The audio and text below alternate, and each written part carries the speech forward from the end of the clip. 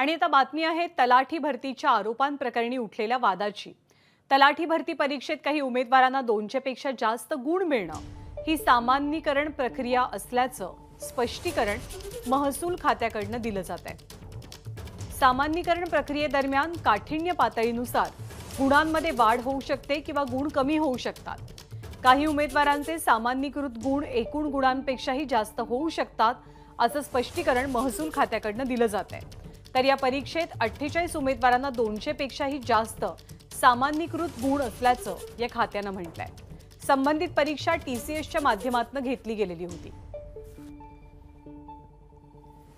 राहुल कुलकर्णी आपल्याला माहिती देतात। राहुल, एकूण गुणांच्याही जास्त मार्क पडणं यावरनं बरीच टीका झाली, चर्चा झाली। आता स्पष्टीकरण महसूल खात्यानं काय दिलं या घोळासंदर्भात? दादा, याच्यात दोन गोष्टीचा आपण विभागणी करायला हवी। पहिली विभागणी अशी की अशा पद्धतीच्या परीक्षामध्ये महाराष्ट्रात गैरप्रकार झालेले नाहीत का, तर अशा पद्धतीचे गैरप्रकार महाराष्ट्रात झालेले आहेत आणि याच तलाठी परीक्षा दरम्यान छत्रपती संभाजीनगरमध्ये सुद्धा गुन्हे दाखल झालेले होते। परंतु निकाल आल्यानंतर ज्या पद्धतीनं हा निकाल चुकीचा आहे आणि या निकालामध्ये मोठ्या प्रमाणामध्ये घोळ घातला गेला आहे अशा पद्धतीच्या ज्या बातम्या आल्या सगळ्याच माध्यमामध्ये आणि त्याच्यावरती मग काही आमदार व्यक्त झाले, काही मंत्र्यांनी सुद्धा याबद्दल भाष्य केलं, तर याला कुठेतरी प्रतिवाद करणारी आणि सामान्यतः सामान्य माणसाच्या आकलनाबाहेर असलेली गोष्ट ही महसूल विभागानं दिलेली आहे। आणि मी त्याची पडताळणी केली की ते जे म्हणतायत की साधारणपणे सामान्यीकरण करण्याची एक प्रक्रिया पद्धती असते आणि अशाच पद्धतीचा निकाल यापूर्वी सुद्धा आलेला होता एका वेगळ्या परीक्षेमध्ये आणि ते प्रकरण बॉम्बे हायकोर्टामध्ये दाखल झाल्यानंतर बॉम्बे हायकोर्टाने ही प्रक्रियेला मान्यता दिलेली आहे।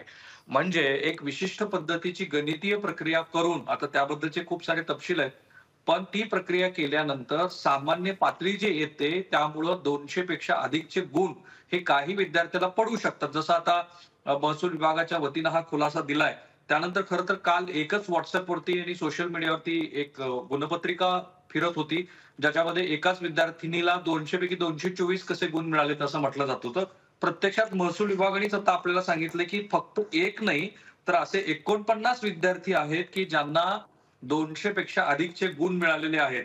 आणि मग यासाठीचं जे सामान्यीकरण प्रक्रिया आहे ती बरीचशी किचकट आहे, पण प्रत्येक शिफ्टसाठी सरासरी स्कोर 120 एका शिफ्टमध्ये उमेदवारांनी मिळवले एकूण गुण भागिले शिफ्ट मधील उमेदवार, प्रत्येक शिफ्टसाठी गुणांचे मानक विचलन असे सगळे एक मॅथमॅटिकल प्रोसेस आहे आणि ती प्रोसेस केल्यानंतर 200 पेक्षा अधिकचे गुण मिळू शकतात असं महाराष्ट्र सरकारचं स्वतःचं महसूल विभाग सांगतो आहे। आणि त्यामुळं एक गोष्ट स्पष्ट होते आहे की कालपासून सोशल मीडियावरती ज्या बातम्या प्रसूत झाल्या आणि वेगवेगळ्या माध्यमांनी त्याचं वार्तांकन केलं तर महसूल विभागाच्या मते ते खोटं आहे। अशा पद्धतीनं जो निकाल जाहीर झालेला आहे आणि ज्या विद्यार्थिनीची गुणपत्रिका जाहीर केली जाते आहे तिथे कुठेही कसल्याही पद्धतीचा भ्रष्टाचार, घोटाळा वगैरे झालेला नाही। अर्थात मी पुन्हा एकदा आपल्या प्रेक्षकांना सांगतो की पूर्वी अशा पद्धतीचे गैरप्रकार घडलेले आहेत, पण निकाल आल्यानंतर जे सांगितलं जात आहे की हेही पहिल्यांदा आपल्याला कळतंय की 200 पेक्षा अधिकचे गुण सुद्धा मिळू शकतात आणि त्यासाठीची एक विशिष्ट किचकट अशी गणितीय प्रक्रिया आहे, ती पार पडल्यामुळेच असं घडलंय असं त्यांचं म्हणणं आहे। धन्यवाद राहुल या सगळ्या सविस्तर माहितीबद्दल। एबीपी माझा, उघडा डोळे बघा नीट।